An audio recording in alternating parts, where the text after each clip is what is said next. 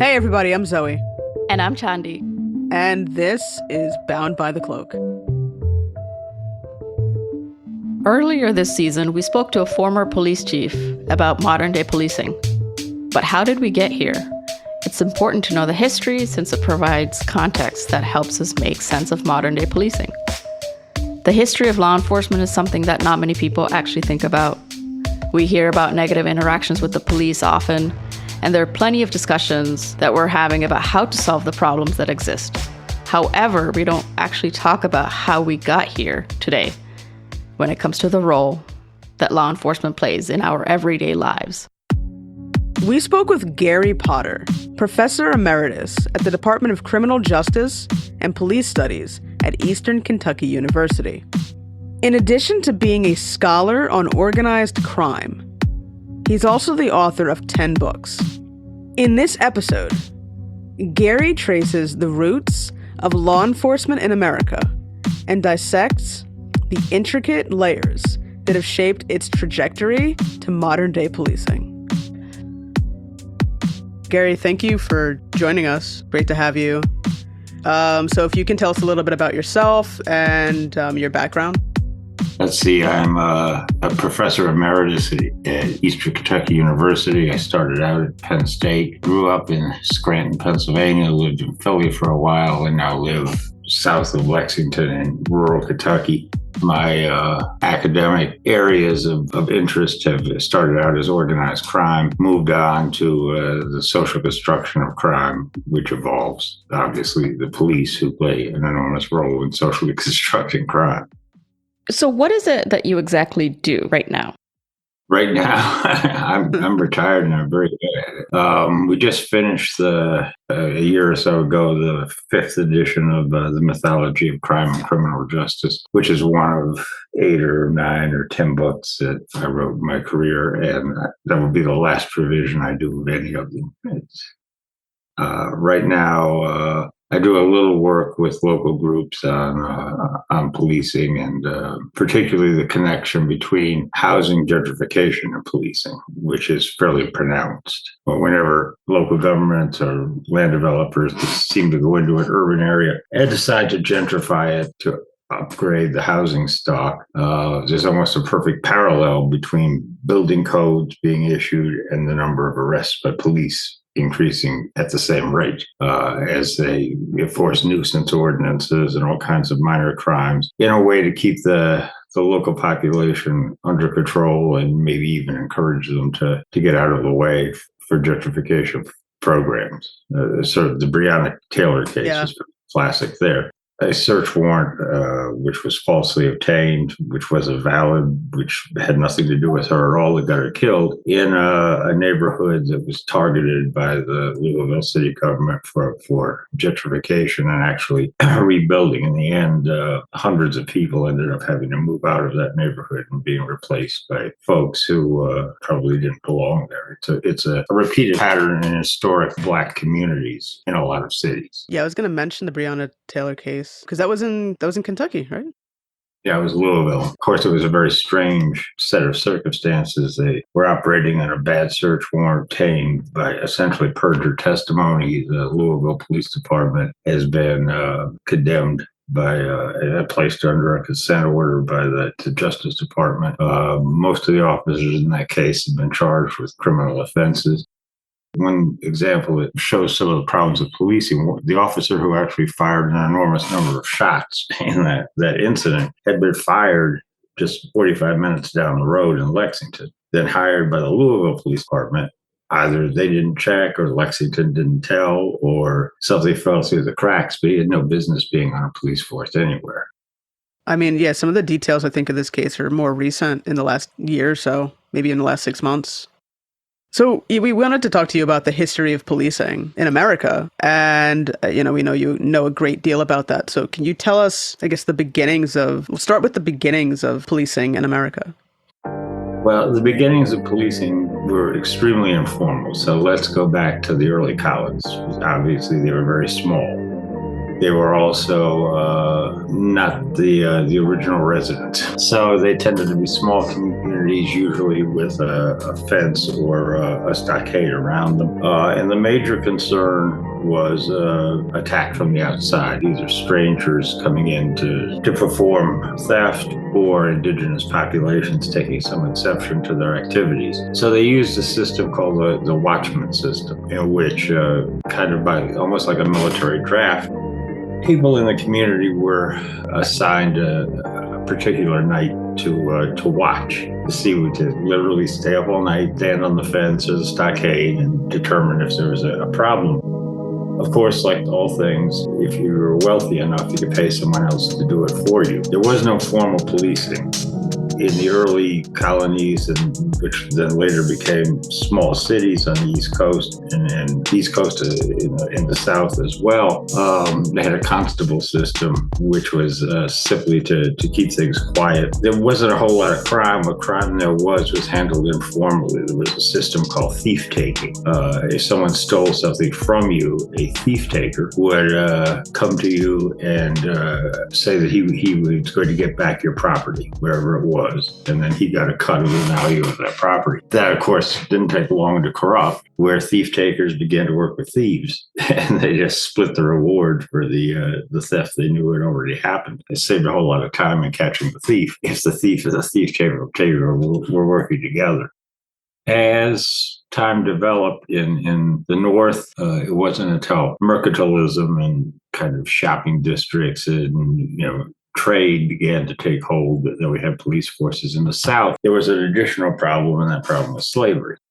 The South tended to be more rural, and the earliest form of organized policing in the South was slave patrols, which had legal standing. As I'm sure you all know, not only was it illegal for a slave to run away, it was illegal in the United States for anyone to shelter a runaway slave, even in a free state. Slave patrols would go out and try to capture runaway slaves. They actually went as far north as upstate New York and Vermont. Over time, that evolved into the constable system and into the sheriff system. So in the early days in the South, we had constables who enforced laws, kind of. The laws, first of all, were few and far between. And second, what laws people chose to enforce was highly open to question. A lot of the early constables were just like the thief takers. They were, in fact, criminals themselves. They engaged in criminality under the protection of a badge, which they wore. Particularly common was what was called land piracy. As people were moving west from the East Coast, they had their possessions, their goods, all kinds of stuff with them, and they were subject to attack. Sometimes murder, sometimes theft. Often, if there were young girls, they were kidnapped and sold to brothels in New Orleans. And many of the people who did that, many of the land pirates, were in fact folks with legal standing, either as constables or deputy sheriffs or what have you. So that takes us up to the early cities. So who decides who gets to be a constable or a police officer? Back then, it was simply a matter of whoever the territorial governor was handing out bounty to, kind of a patronage system. There weren't that many people, so often it was whoever volunteered because no one really wanted the job, and Western populations were highly mobile. So someone living in a town in southern Ohio may, in the next 2 years, be in Kansas. As the West was opening, stable communities were not well thought of. Now, in the more established communities like Charleston, South Carolina, and Atlanta, where there were large plantation populations, it was the plantation owners who were the only economic power in the community, in the area, who made those decisions. Essentially, they could hand out badges right and left if they wanted to. Yeah, I had no idea. That's terrifying. Okay. Yes. We actually, here in Madison County, Kentucky, we had an interesting conflict. There was a fairly large plantation here. The owner died, and Cassius Marcellius Clay inherited the plantation. And he was not in favor of slavery, although he suddenly found himself with a lot of slaves.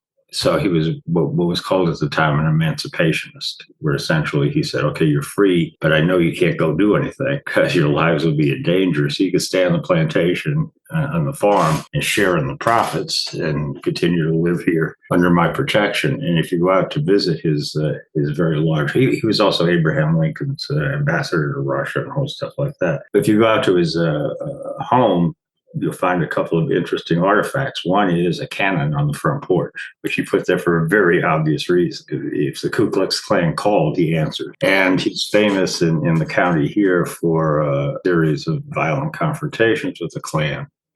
One in downtown Richmond where he shot a guy with his dueling pistol and killed him. And another Klansman in the same incident had his left ear chopped off by Clay's Bowie knife. And then at the age of 85, when the Klan was coming back after the Civil War, Clay actually shot two of them in his and killed two of them in his study when they came to get him. So there was tension everywhere. And his letters indicate that his cannon on his front porch were directed at the sheriff. Yeah, it's like things like this that you don't really hear about. I guess you can guess that Cassius Clay was named after him. Yeah. That's kind of cool. You know, from that early on history of policing, it kind of brings us, like you said, into like another chapter in it. So what is the next evolution of policing? What's the next chapter?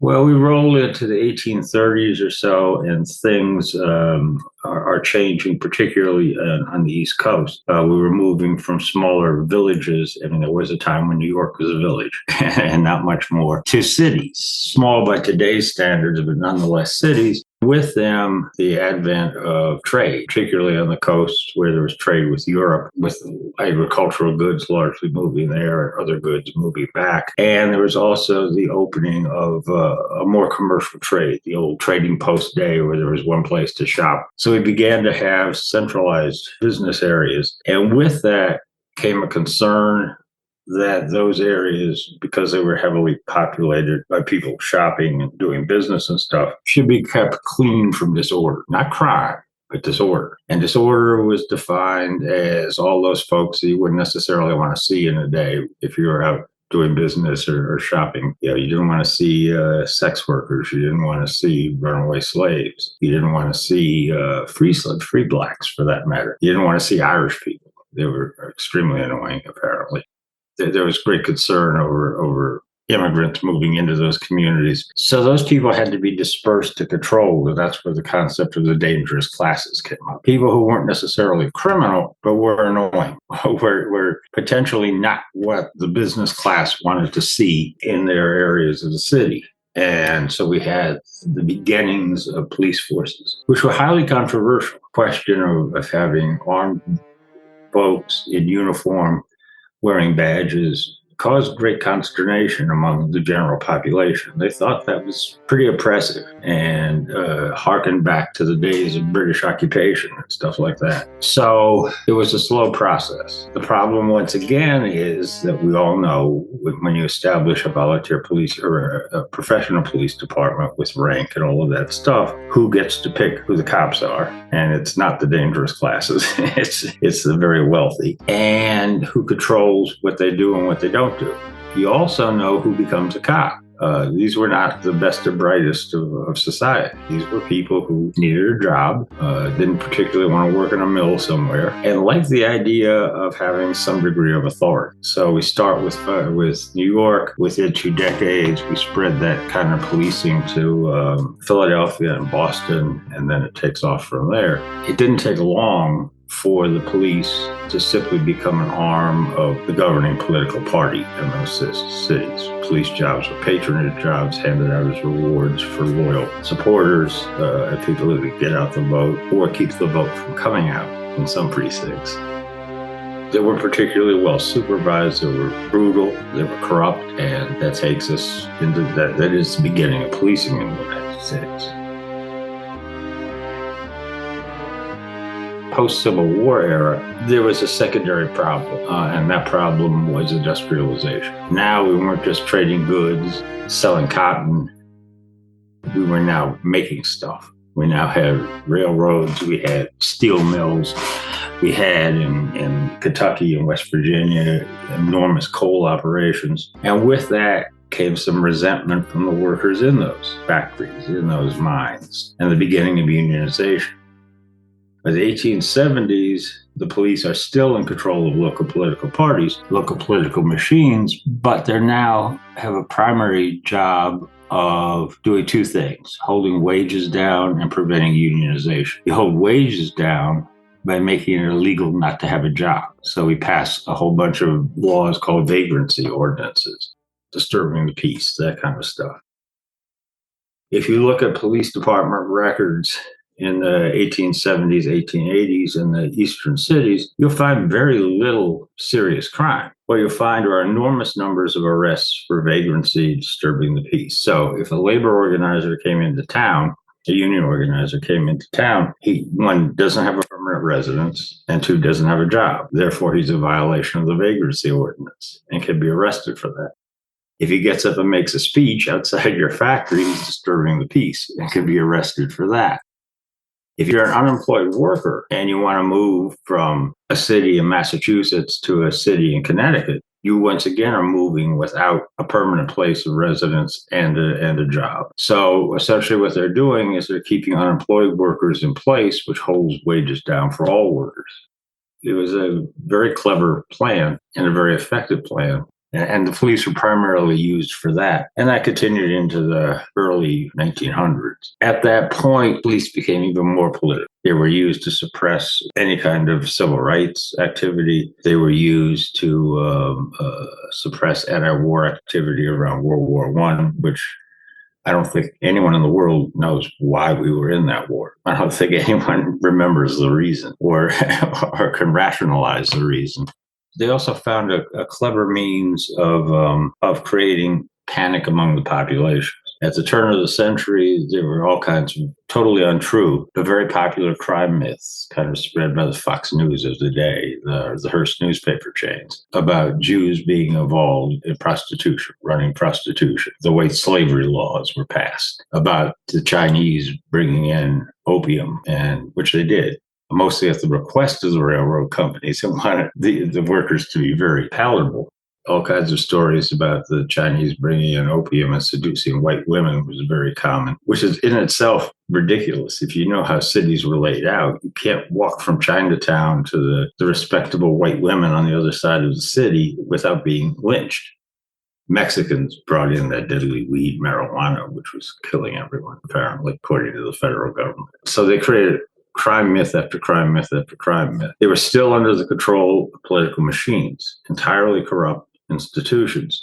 Yeah, so around 1920 or so, a series of commissions were established, most famous, the Wickersham Commission, which concluded that every police department in the United States was hopelessly corrupt and that we had to do something about it. So we had to take away the power of the politicians to control policing and create a civil service system. That was an interesting idea. It didn't work, but it was an interesting idea. So now, instead of having your local ward boss decide that his buddy in the street gang was going to be the police sergeant, now you had to apply for the job, and there had to be interviews, and there had to be job requirements and specifications and things like that. As I said, that sounds like a good idea, but it didn't really solve the problem. What it did was ensconce veteran police officers in positions of authority. So people who were already engaged in activity they should not have been engaged in were now the sergeants, the police chiefs, the captains. Moving up in a police department depended on tenure.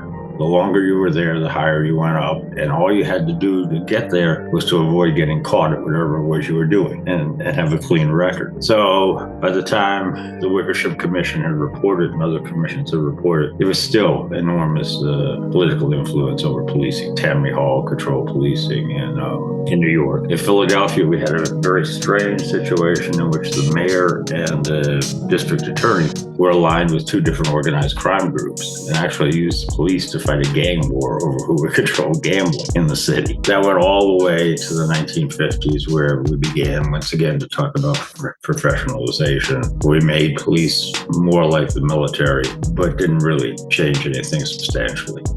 The whole creating fear and creating propaganda that early on was something that I guess I hadn't really thought about, because it still happens. all the time. Yeah, I had no idea that even back then, that's, how you get certain stories about certain groups of people, and they kind of persist.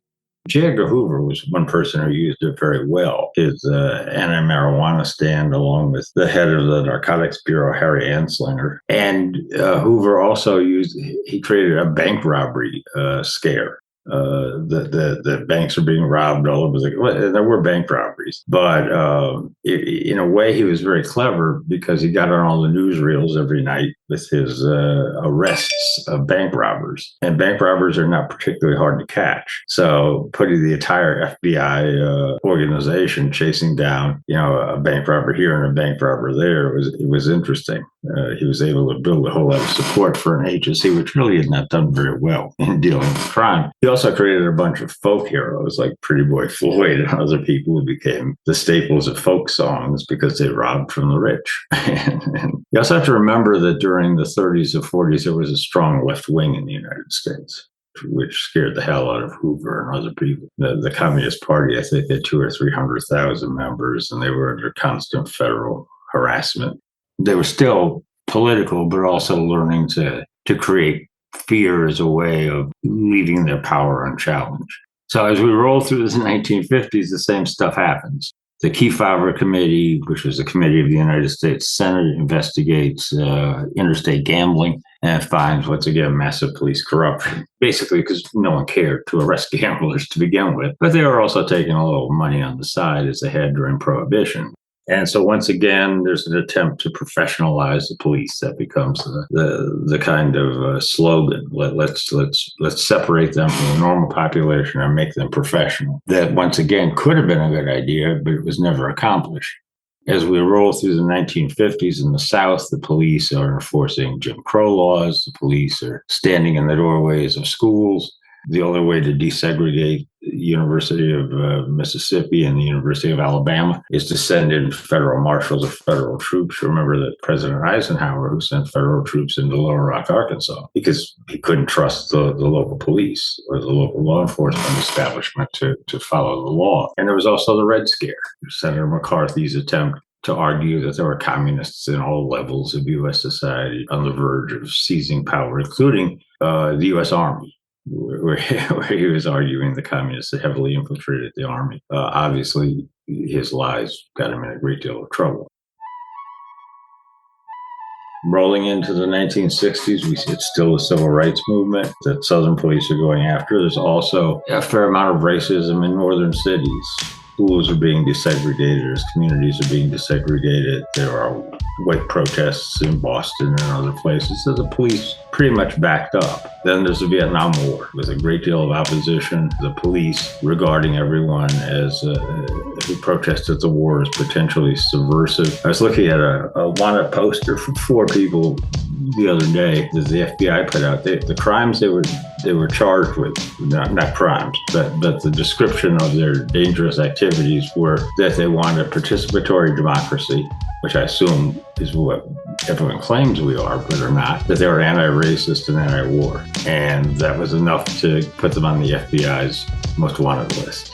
During the 60s and early 70s, every major city had red squads. I was, in my early 20s, I was, as you could guess, against the war in Vietnam. And I remember in Philadelphia demonstrations, and this sounds funny now because of the amount of surveillance we have, the Red Squad with their Polaroid cameras coming out and taking pictures of us all.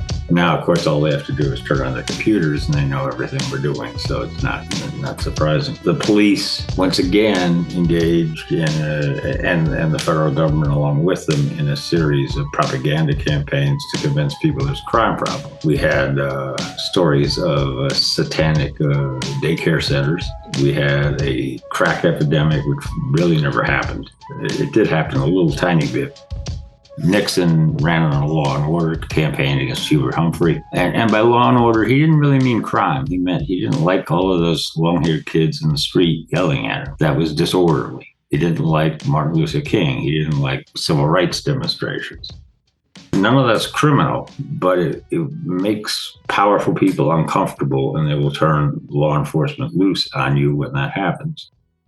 So as we roll into the present day, we are being told repeatedly that there's an enormous crime problem in the United States. There is not. We started counting crime for real in 1973. Crime has not increased one time in that 50-year period. It is down enormously in the last 20 years. And the reason we have to talk about the last 20 years is they changed the way they did the counting halfway through. But in 1993, for every 1,000 Americans, there were 78.8 violent crimes. By 2022, there were 16.5. That's an enormous decrease. Yeah, the idea that you are in danger out on the streets is simply untrue. And once again, if you listen to people when they talk about crime, they're really talking about disorder, about people they don't like in their neighborhoods, walking through their neighborhoods, passing through, people they don't necessarily like to see while they're shopping or while they're downtown out partying or whatever they're doing. More importantly, things that aren't crimes at all. 70% of all calls to police departments deal with non-criminal acts. Something's bothering me, something's strange. I didn't like the looks of this situation to begin with. And second, if you actually talk to people, they'll tell you, well, what we mean when we say crime is the garbage piled on the street, the homeless people, the disrepair, the buildings that are in disrepair, the broken windows and things like that. That's not a criminal problem. That's a business problem. And the police will never enforce the law against business owners who do a bad job maintaining their premises, or landlords who have crappy apartment buildings, or folks who are businesses who are piling their trash on the street.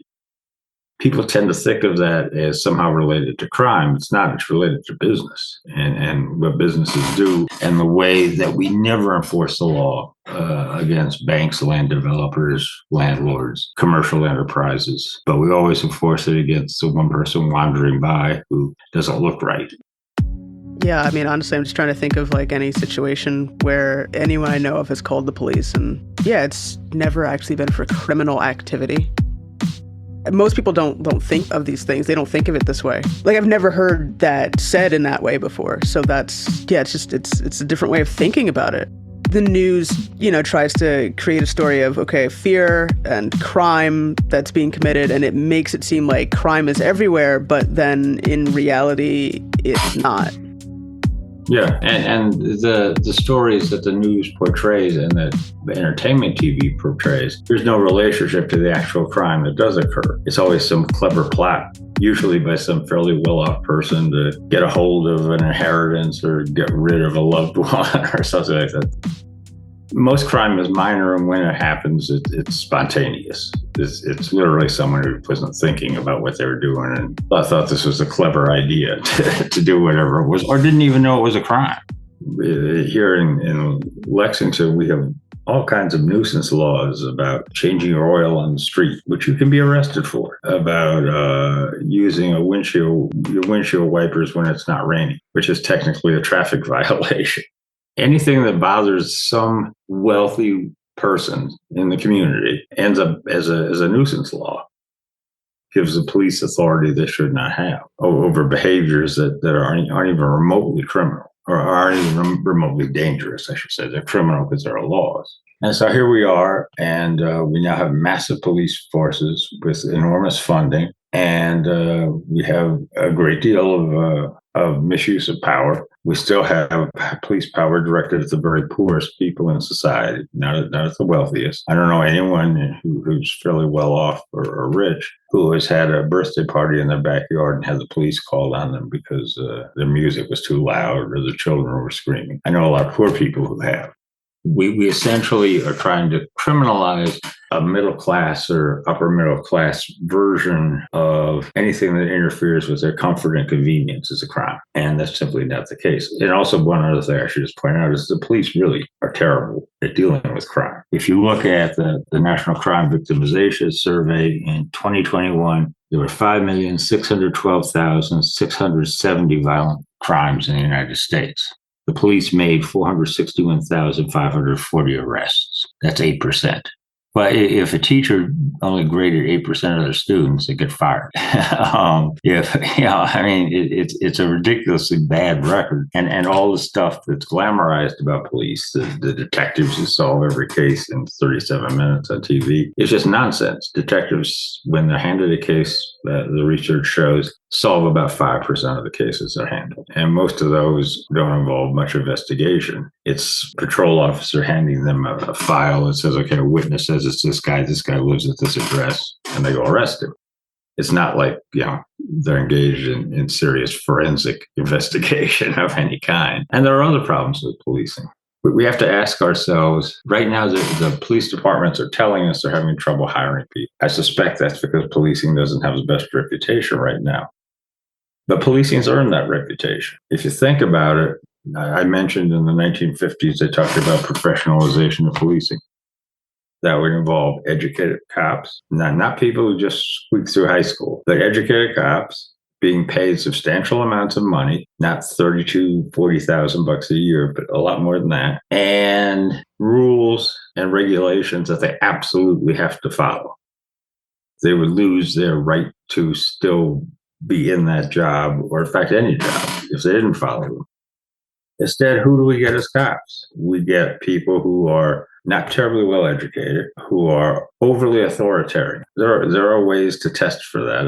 I've always suggested there's a number of psychological tests that easily determine authoritarian tendencies. Those people shouldn't be cops. If you want to be a cop because you like the power of it, you shouldn't be anywhere near policing. We also have, as I said, an enormous number of laws that deal with things that aren't criminal acts. We criminalize mental illness, we criminalize physical illness, we criminalize social behavior that threatens no one, and we criminalize anything that bothers someone who is silly enough to spend way too much money to buy a house and are afraid that they'll lose value if someone comes into their neighborhood they don't like the looks of.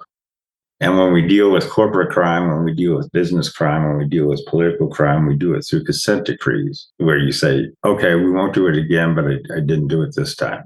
But I promise never to do it again. If we handle all crime that way, it would be a whole lot more efficient. We just bring them into court. They say, I didn't do it, but I promise to never do it again.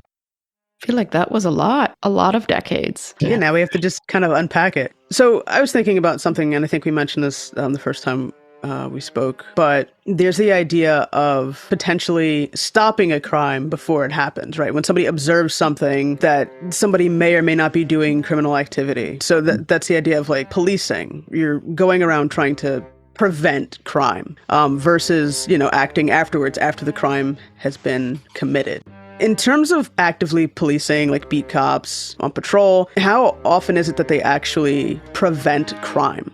As far as we know, almost never. We've tested police patrol every way humanly possible in a series of very expensive experiments in about 6 or 7 cities, in which we've looked at the patrol pattern that's established and then changed it to vastly increase patrol, sometimes doubling it, sometimes quadrupling it, and then changing it again to eliminate it altogether. There's never a change in the crime rate, and there's never a change. What's interesting is people believe that seeing the police somehow has an effect. There's never a change when we ask people in the neighborhood about patrol. They never noticed a change. They never noticed the increased patrol, or they've never noticed the patrol doesn't exist at all. With that said, it is possible, I suppose, if we ever did it, and I doubt we ever will, if we had police in communities, I don't mean whole cities. I mean, New York City's real big, and Brooklyn's real big, and the Bronx is real big, and within them are thousands of smaller communities who responded not to the dictates of politicians and their superiors, but to the actual problems in those communities, and who made it clear they weren't there to make arrests, they were there to solve problems. That might have an impact on crime. But with the present structure of policing, there's no way we could ever get there. We'd have to totally redo policing, and that would not work well. That would be extremely difficult. But if you look at examples from other countries, there are places where there's literally almost no crime. Finland, Sweden, Norway, Cuba, Vietnam, primarily because the community decided to take care of themselves. Yeah, there are still police, but the community is more active in solving their own problems than we are here. I don't know if you've ever seen Scandinavian prisons. but they're as cool as the nicest apartments in New York. Yeah. People have really nice living conditions. The sentences that they're serving are very short. They're trusted. If they have, if they're in need of a medical appointment or a dentist, or the kid's having a birthday party, they can sign themselves out at the front gate and come back, and that works.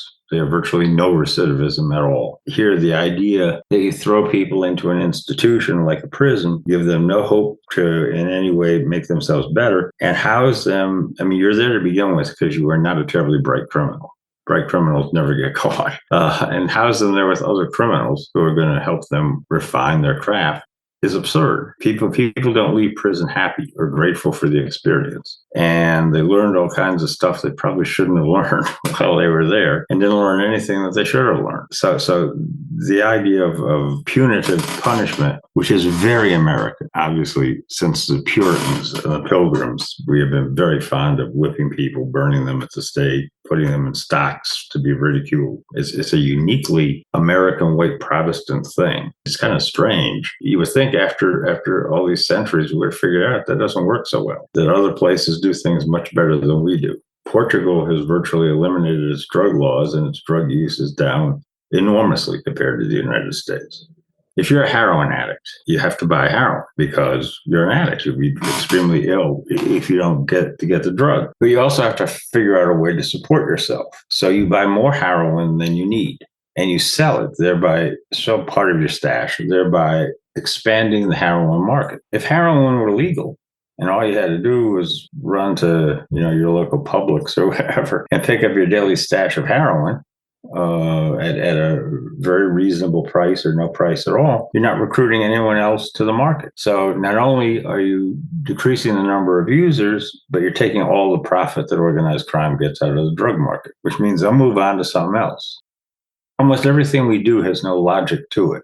It is based on hurting people for some reason, or on othering people, making some people enemies for reasons that we don't understand. We make immigrants seem like dangerous folk. Crime is far less than resident crime. Now, if every time an immigrant commits a crime, the news media is going to blow it up, and they're not going to blow it up when it's Joe from down the street who did the same thing. They create a crime issue that doesn't exist, but it's one that we seem to welcome for some reason, as long as it's someone other than us, because we can't be responsible for anything we do. We don't like being responsible.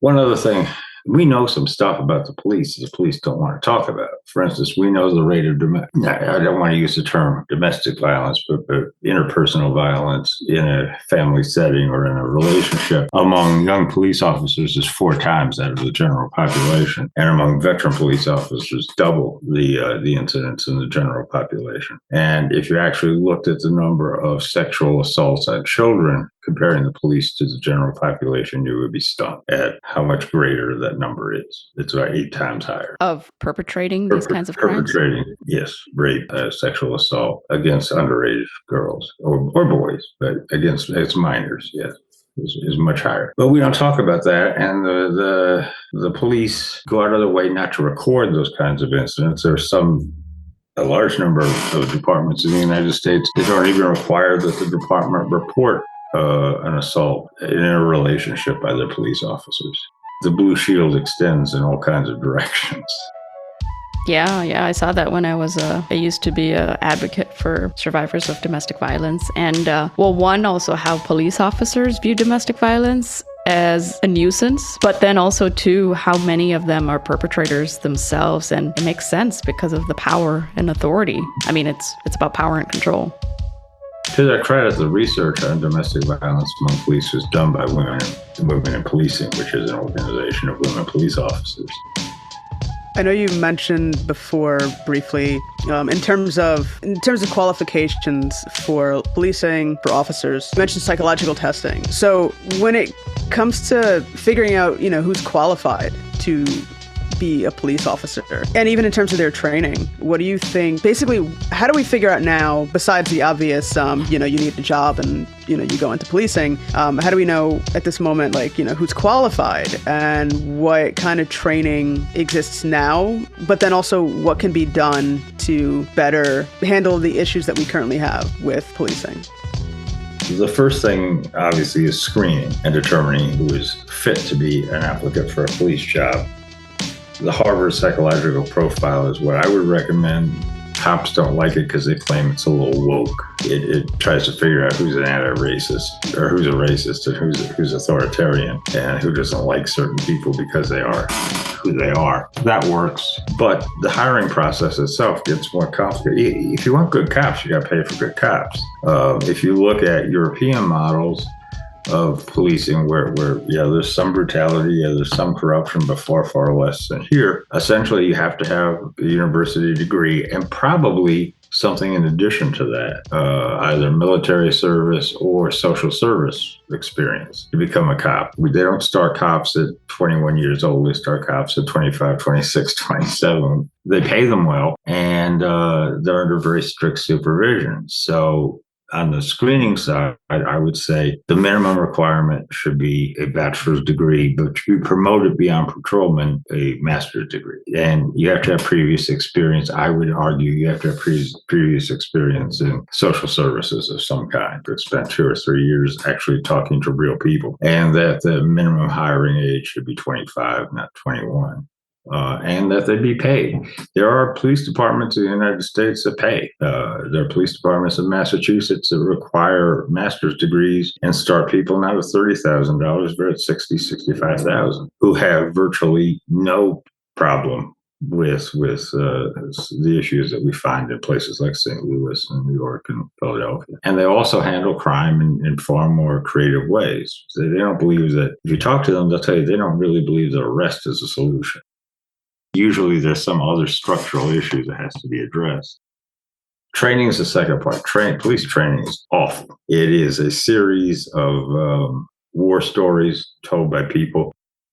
Every time they get a beer in their hand, repeat the same war story in every setting. It doesn't matter. One bad thing happened to them in their career, and they're going to keep telling you about it. They stress danger, that everybody's dangerous, that no matter what you're doing, you're always in danger of being assaulted or killed. When in fact, if you look at deaths on the job, policing is way down. I mean, it's nowhere near the top of the list. And if you look at assaults, more teachers are assaulted than cops. So, and I don't know any teacher who goes in with an automatic weapon and a bulletproof vest. And also, most teachers can talk their way out of stuff, which is also helpful. And they don't have to rely on force. But so we also, now we're telling cops how dangerous things are, how bad people are, to look out for this person, to look out for that person. We're having police departments bring in MAA people to train officers in hand-to-hand violence. We're upgrading their weaponry. This argument that cops are underarmed, that criminals have better arms than cops do, is absolute nonsense. Anyone can buy an AR-15 anywhere they damn well please in the United States at this point. Cops are as armed or better armed than anyone else. And they probably don't need to be. It's not necessary that you engage in a high-speed chases shootout every time someone runs a red light. That's not necessary. To record a license plate and pick them up later. It's also not necessary that you intervene in every bar fight with violence. That's what bars are there for. And, stuff happens. They got their own bouncers. Many of whom are cops, incidentally. If you train people to deal with mental illness, or to be trained to divert that to a program designed to deal with folks with mental illness, if you train people on physical illness, there's no reason for folks who have a congenital condition of some kind, whether it be autism or whatever else, to be subjected to violence because they didn't answer you in the way you think you should have been answered. That's absurd. That's just pure ignorance on the part of officer, or willfulness. So we could do all of that. We could train cops how to talk to people in a community without threatening them with arrest. In fact, guaranteeing them they won't be arrested if they talk to you. We could teach cops about the problems of homelessness and drug addiction and poverty, and how poverty changes the way people have to adapt to day-to-day living. We could require cops to live where they work. We don't do that. An awful lot of New York City cops live out on Long Island. Long Island ain't the Bronx. That's one of the things that I brought up to Chanti for the longest time, is that for me, I always thought it would make sense if you have police that live and work in their neighborhoods, because then they know the neighborhood, they know the people, they understand the neighborhood, as opposed to somebody being from outside of that neighborhood or just that area in general and not really understanding, what goes on. There's a difference between a cop working at night and a cop working in the daytime. Like once you kind of understand, I think, how that area functions, then you can work in it a lot better. And also, you shouldn't be policing an area that you think there's something wrong with, that you wouldn't live in, that you wouldn't put your family in. That's what happened in the Missouri case years ago. That cop, Darren Wilson, had his family living 25 miles outside of the city because he didn't want his kids going to those schools and he didn't want his family to have to shop at those stores. Well, then you shouldn't be a cop there.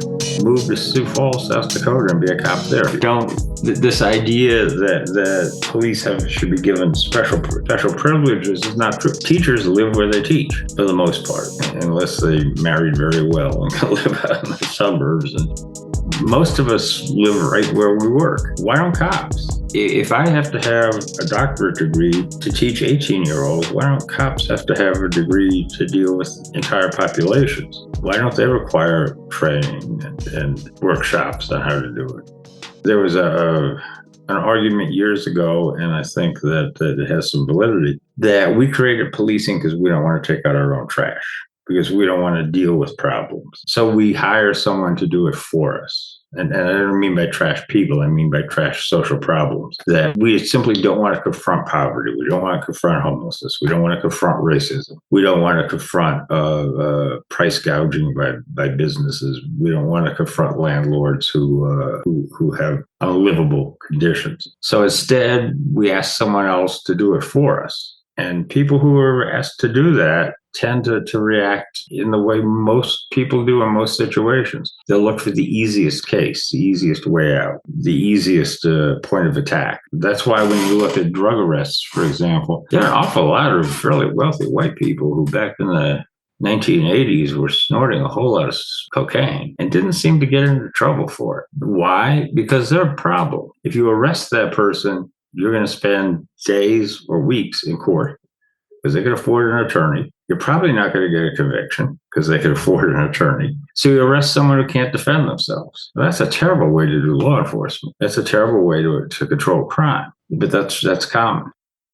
We're running police patrol. Who are we looking for? Folks who bankrupt a bank or who stole millions from someone's pension funds, or who are polluting the atmosphere and killing us all, or folks who just don't look right. They don't wear the right clothes. They don't listen to the right music. They look like they might offend someone who's defrauding a bank, and we don't want that to happen. It's also this media perception, like we talked about it again earlier, but news, or whether it's TV, film, the idea, especially on the news, when you hear that someone has committed a crime, the descriptions tend to be different for different people. Mm-hmm. So if it's a minority, they'll call that out. And if it's somebody who is white, they generally just say the person's name, or, they don't go into any further detail about what they look like. Even when they show pictures, it's different. If it's a minority person, they'll show the mugshot. When it's a white middle-class person, they'll show a very nice picture from their yearbook or something. That's sad, but it's a reality. It's America. It is America. We are unique and interesting. Going through the decades and understanding how policing has been done in different eras in America, if you had to go back as an academic in one of the decades for a week to understand policing and really see it, which decade would you go back to? And you'll come back. We promise you. You'll come back. It's only a temporary time machine.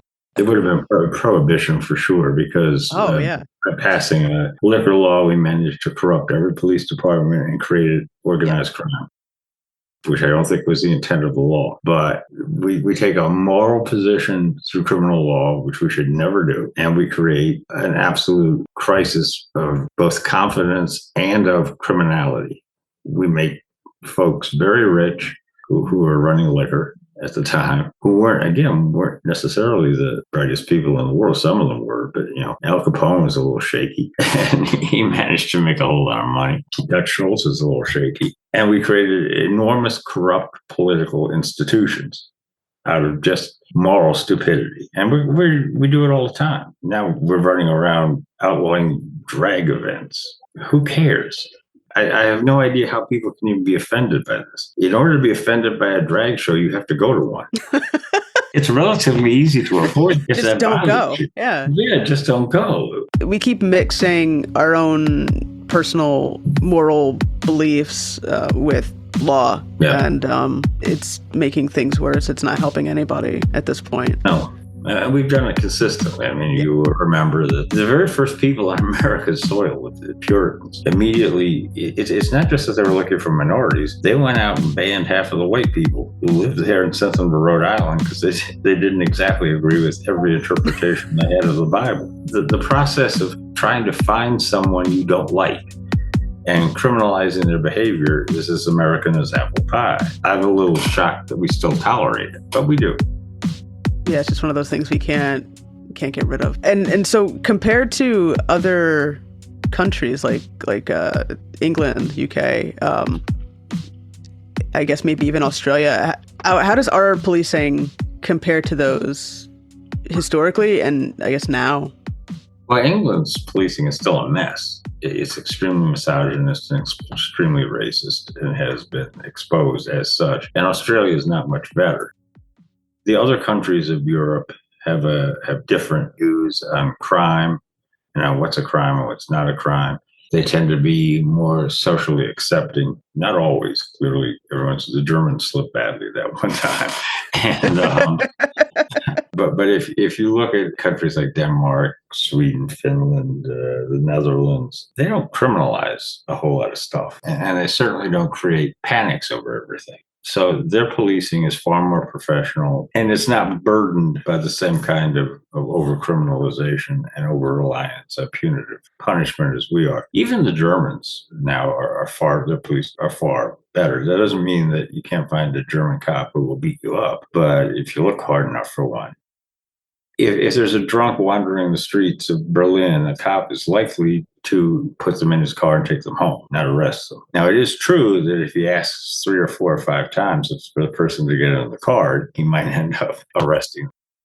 If you at least have some perception that you are there to serve, the serve and protect thing, that part of it, policing improves considerably. But there are also places where it's just as bad or worse. I would not like, Thailand's not cool, where they arrest anyone who opposes the government, but we may not be far from that here ourselves. I remind you that Governor DeSantis was a Guantanamo prosecutor. It will all be in rendition somewhere. Yeah, Florida's getting a little crazy. I might have forgotten to ask this at the beginning, but what made you interested in understanding criminal justice or criminology as a career? You could have done anything else. So why this? Well, it wasn't my original intention. My original intention when I was at school was to do community organization and labor studies. But things happen along the way and opportunities present themselves. And my degree's in community development, not in criminology. What got me started was there was a great controversy over organized crime. Always a fascinating topic. In the mid to late 1970s, a number of criminologists came out with studies of organized crime that seriously disputed the government's version. And there were 3 or 4 of them out there, and it came time for me I couldn't take any more classes because I was done. And I had to write a dissertation, and I thought, well, crunch a lot of numbers. I can write a questionnaire and distribute it to people who aren't terribly interested in the questionnaire, or I too can do organized crime. And since I grew up in Scranton, Pennsylvania, I had a pretty good idea of where to go to study it and who to talk to. And that's what I did. My dissertation was what we call an ethnographic study of organized crime in a declining industrial city. I spent a number of years hanging out with people who were actively engaged in gambling and other vice crimes. I too determined that it was not a 98-year-old one-eyed blind guy who's running all organized crime. In fact, the politicians and the police who are setting the rules, and organized crime actually operates isn't secret at all. People aren't very smart, so as a general rule. So if you want to get them to gamble, buy drugs, solicit a sex worker, you have to be out where they could see you easily. And I found that was true. That, if you see a flashing sign that says, sign that says massage parlor, you got a pretty good idea what it is. And so do the police, who don't do anything about it. There were rules on where streetwalkers could work. There were rules on where on-street drug sales could occur and where they couldn't occur. Discreet drug dealers were left alone. Anyone who paid off the politicians and the cops were left alone. From that, as I mentioned last time, I did that for a number of years till I got too old to hang out anymore late at night, because organized crime doesn't work 9 to 5. And then I began to look at the social construction of crime and crime myths, which there's no end to. That could go on forever. Gary, what's something that you would like the public to know about policing? What is the most important thing you would like them to know? The most important thing they should know is the police are not there and have never been there to deal with crime. They're there to maintain order, primarily for the benefit of corporate and commercial interests and the very rich. And that no form of policing that we've ever tried in the United States can control the kind of crime that people are worried about, people are most concerned with. They're simply totally ineffective at that, and expecting them to do anything about that while ignoring far greater social harm is kind of absurd. On that high note. My job. I mean, that's well said. I think it's something that most people just don't even realize. You just assume that the police are there to, yes, protect and serve, because that's, a common slogan or motto, and to stop crime. But that's not really what they do. Falls River, Massachusetts, which is a reasonably small town. Their slogan on their police car isn't protect and serve. It's we'll try. That's awesome. That's even better. At least you're honest. That's better. I actually have more faith in that than saying, we'll do our best. We'll try. I like that. I like that. You've had a lot of experience and... Yeah. I'm old. I mean, that's relative, isn't it? Nah, it causes changes. The minute you actually sign the official form for Medicare and file it, from that moment on, it's impossible if you need anything that doesn't get on you. Yeah, you do your 10, 20,000 steps a day. By the time you hit my age, mostly it's between the living room and the kitchen. You can't remember why the hell you went to the kitchen to begin with. Things change. Well, that was fun. Gary, thank you so much for joining us. Thanks, Gary. We'd like to thank Gary Potter for being on the show today. To learn more about Gary, to read his books, and to learn more about the history of policing, check out the episode's show notes on our website. Well, that's going to do it for this episode of Bound by the Cloak. You can follow us on social media. We are on X, Instagram, Threads, TikTok, and you can find us wherever you get your podcasts. We'll see you again in 2 weeks with a brand spanking new episode. Thanks for listening. Until next time.